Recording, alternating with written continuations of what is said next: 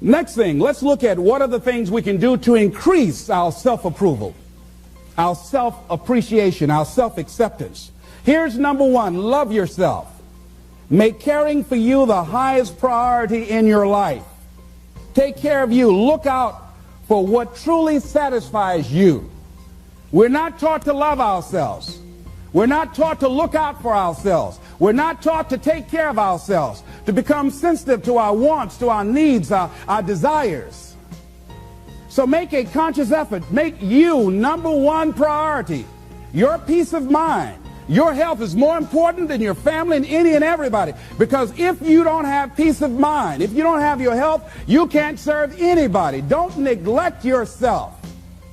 A lot of us, and particularly ladies, have been groomed to be sacrificial lambs, putting their dreams on the back burner in deference to their children's dreams or their husband's dreams or their family's dreams, and forget about themselves.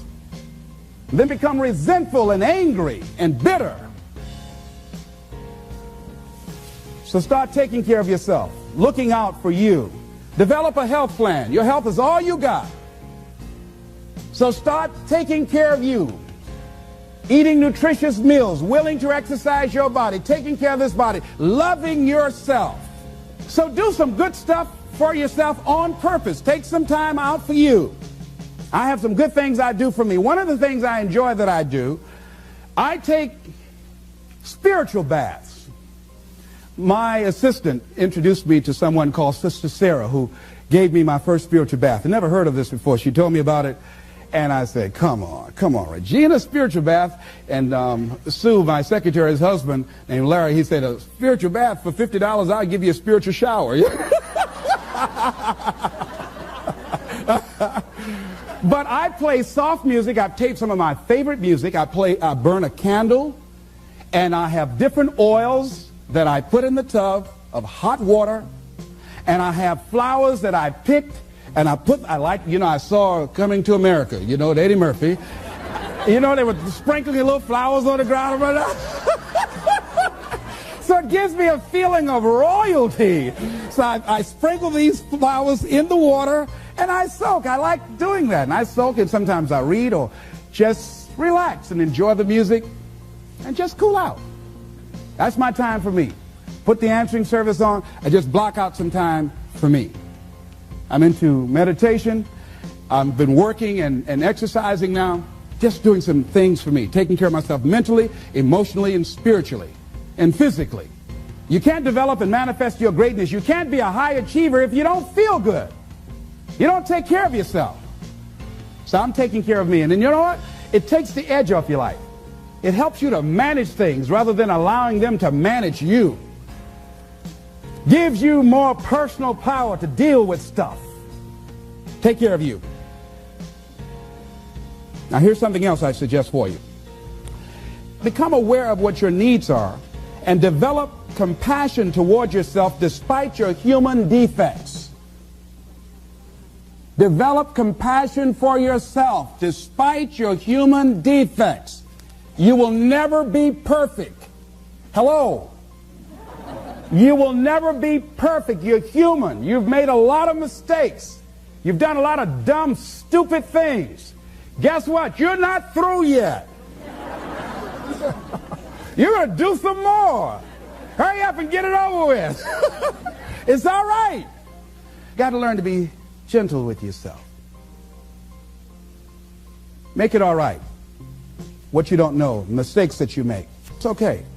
Handle it. Learn from the experience.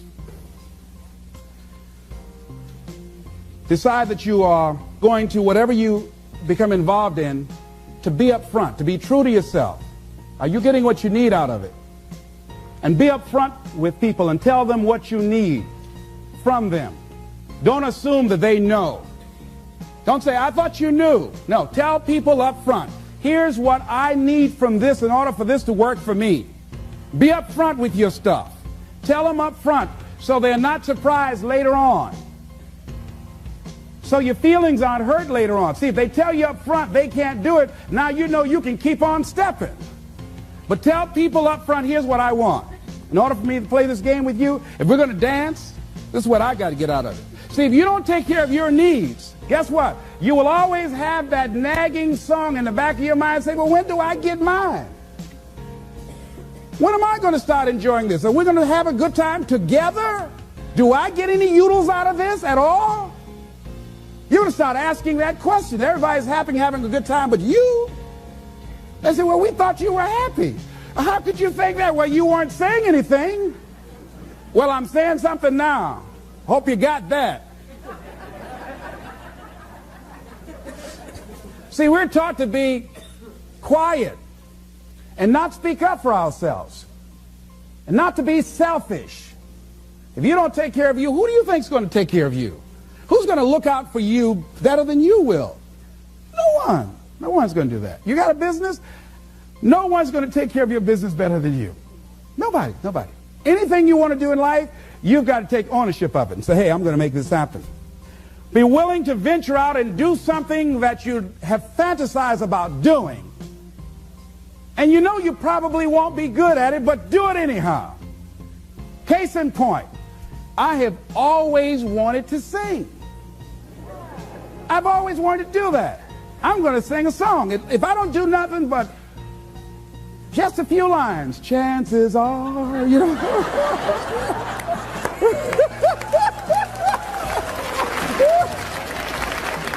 Now, I might not be a Luther Vandross, you know, or an Andy Williams, you know, but it might be a little Perry Como up in there, a little Mathis and Nat King Cole. Next thing is avoid people and situations that upset you. Hello? See, there's some people that know just how to push your button. They know just what to say. So, you know what? I don't even deal with them. I just avoid, excuse me. Hey, I wanted to talk about something. I understand. Excuse me. I'll be right back. Now, you might call that cowardly. But I'm not going to expend any energy arguing with anybody. Life is too short, ladies and gentlemen, and unpredictable. I don't want to spend my time arguing with anybody, so I avoid situations that will get me upset. I don't argue with people. I avoid things. I don't look at movies that frighten me. Last frightened movie I saw was The Exorcist. I never saw another one after that. I never forget going home. At that time I was married and I was blowing the horn, going up into the driveway. I said, open the door.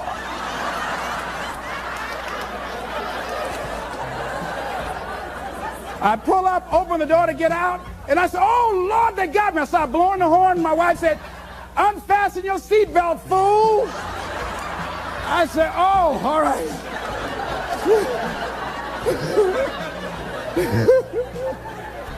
That movie scared me out of my wits. So I don't look at scary movies. I'm one of the people in a scary movie like this. Tell me what's happening now. Tell me what's happening. I threw popcorn all over everybody. That girl was spitting on those people. I don't do that. No. No, so I slept in the house with lights on all over the house for 2 weeks. I was embarrassed. My children said, Daddy, turn the lights off. No. So I just avoid things. I go see comedies. I love Danny DeVito and Steve Martin. I like things that make me laugh, make me feel good. But like the little boy in me, life is just too serious. Here's something else that can help to increase your self-esteem. Draw the line, ladies and gentlemen. There are certain things that we just go through life just taking, and at some point, you just got to draw the line and just say enough is enough. You got to do that with yourself. Just draw the line. You know, see, how I manage my food choices, I get on scale every day. If I get to a certain level, that's a crisis level. I just get down, start doing setups right there. Look here. Hey, right away. If my income dropped to a certain level, I go crazy. I start working like, you see this callus on my ear? You see that callus right there? That's how that callus got there. You know, my income dropped. And I made 200 calls a day as punishment. Don't you ever let this happen again. Because I'll never, never, never be broke again. So you got to draw a line. You just got to draw. There's certain things that you just don't permit. If you got negative people in your life, just warn them. Say, look here. I was talking to someone I love very much, had a just dynamic relationship with us. Look here. I can't grow from that. If you're persistent and saying those kind of things to me, I'm saying to you right now, I won't tolerate that. And I will terminate this because I'm not going to expose myself to this type of humiliation. I don't like that. I don't like getting called names and putting each other down. I don't like that. Come back, tell me I'm sorry. No, that won't get it. So you put a nail in a hole, you make that impression, you pull a nail out, that mark is still there. That's not forgotten. We can't extract that from the record. So don't say that to me. So we were talking about something else. Person said it again. Boom. You're a loser. Very good. And you are too, because you just lost a very good friend. I don't choose to be around you anymore. And that was it. I said, that's cold. Maybe it is. But I get people out of my life that aren't good for me. One negative stroke is 16 times more powerful than a positive stroke. And if you have people around you who are not sensitive to who you are, and the people that can hurt you the most, ladies and gentlemen, are the people that you love. That you love. They're the ones that you're vulnerable to. They're the ones that can get to you. And if they're insensitive, I don't care who they are. See, if you don't draw the line with people, if you just let them run rampant in your life, and you let things happen to you that you don't feel good about, if you continue to allow it to happen, you won't feel good about yourself. Your image of yourself will erode. So you've got to draw the line. In the conditions that you find yourself in, here's a jarring question. Why are known hells preferable to strange heavens? Why would people live in a known hell? Why do people just go to a job where they're miserable, day in and day out? Why do people stay together and they're miserable, sleeping in separate rooms, or arguing, or the only thing they have in common is paying the bills? Don't talk, don't communicate, don't share anything together. Day in and day out, as short and unpredictable that life is, being mean to each other. Why do people do that? Known hells are preferable to strange heavens because it's familiar. See, life is rough, ladies and gentlemen. It's rough and it's scary. It's scary growing. It's scary taking a chance. It's scary acting on your intuition, on your guts. It's scary. It's frightening. There are people that's tolerating things right now, and they're immobilized by fear. They can see the hammer coming, and they're afraid to even move because it's scary.